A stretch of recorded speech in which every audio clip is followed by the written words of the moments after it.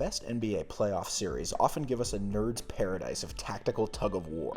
Individual matchups take on far more meaning, with even the best teams sometimes forced to adjust their preferred structure to deal with a problem the opponent creates. The best example from early in the Utah-LA second-round series is the way Ty Lue's Clippers have clearly looked to target their offense away from three-time Defensive Player of the Year, Rudy Gobert. Right up front, the data paints a stark picture. For the regular season, according to Second Spectrum data via a source, Gobert defended an average of 28.5 screens per game. In the Jazz's first-round series win over Memphis, a team that plays a particularly pick-and-roll heavy style, that number jumped to almost 38 a game. But so far through 3 games, he's defending just 19 a night against LA, including just 16 total in Game 3. Why and how are the Clippers doing this? Let's look a little deeper. For starters, even some of the picks Gobert does see aren't really targeted at him per se.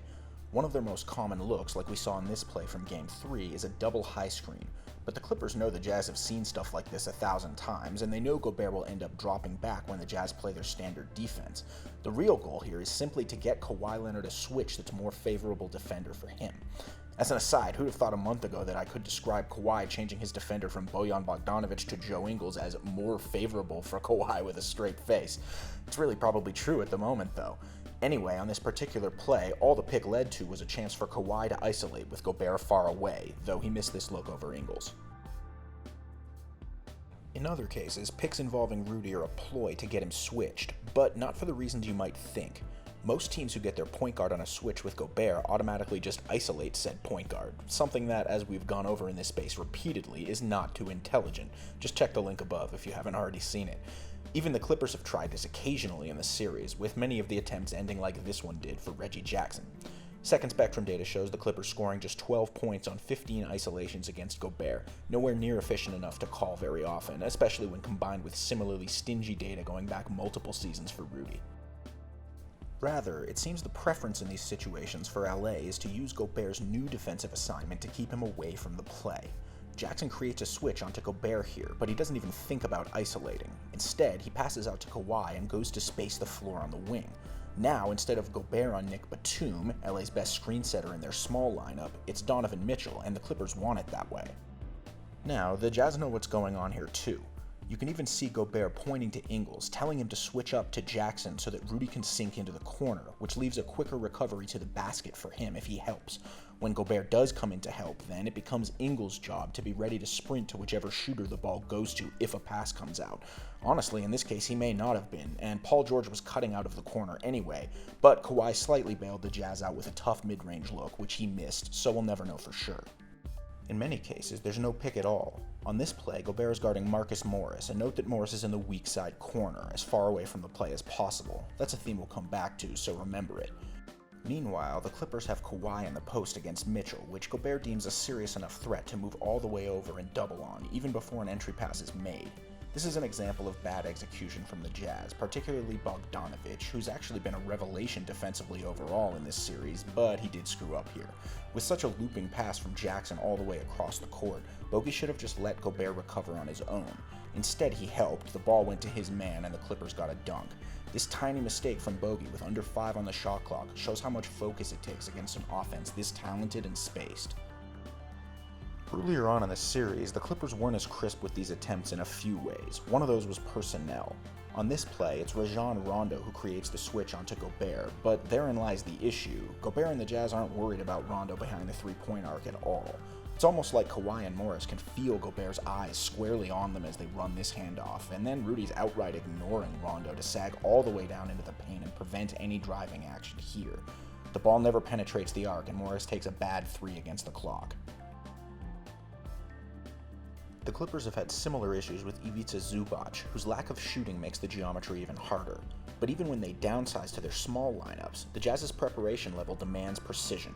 The Clippers are taking the don't involve Gobert at all strategy on this play in Game 2, with Batum spacing Rudy out to the corner, but notice the crappy spacing at play. LA has 2 other wings on the same side of the floor above the arc, so Gobert has no hesitation leaving Batum to come help when Mitchell gets beat. O'Neal and Bogdanovic are ready to sprint to shooters if needed, and even Mitchell could get over to cover an eventual third pass in the string. As is, George sees no pass available and challenges Gobert at the rim, where the Clippers are shooting under 45% with the Frenchman defending this series. In Game 3, though, the Clippers were much more precise with this. For one, Rondo hasn't played since Game 1, and Zubac has only seen minute totals in the low teens since then as well. For another, Lou and his staff seem to have rammed home the value of spacing. With the small lineup out on this play, note how it's Morris who comes to screen for Kawhi, leaving Gobert alone on his own side of the floor with Batum perched in the corner.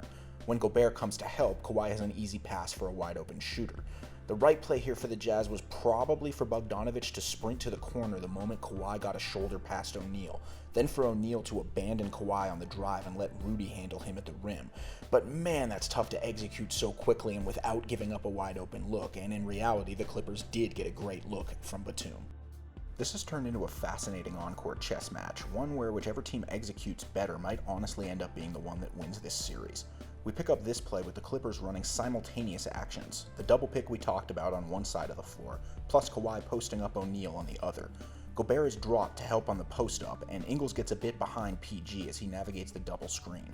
When Gobert comes to help on the drive, Bogdanovic does the right thing and sprints out to Paul George's pass, but Ingles pauses for a beat instead of heading right to Morris in the corner to cover for Bogey, and that right there is enough time for the Jazz to lose on this possession. The fact that the jumper missed is irrelevant. This is a good shot from a good shooter. Again, playing defense this way requires major discipline from everyone on the court at all times. While Ingles has been huge for the Jazz offensively in the last couple games, he's also made a few more of these defensive errors than you'd like. At the same time, the Jazz have shown they can hang without compromising themselves in these sets, at least when they're focused. The Clippers try the double high screen here, and Mitchell does a great job showing out on Kawhi before recovering perfectly to Jackson.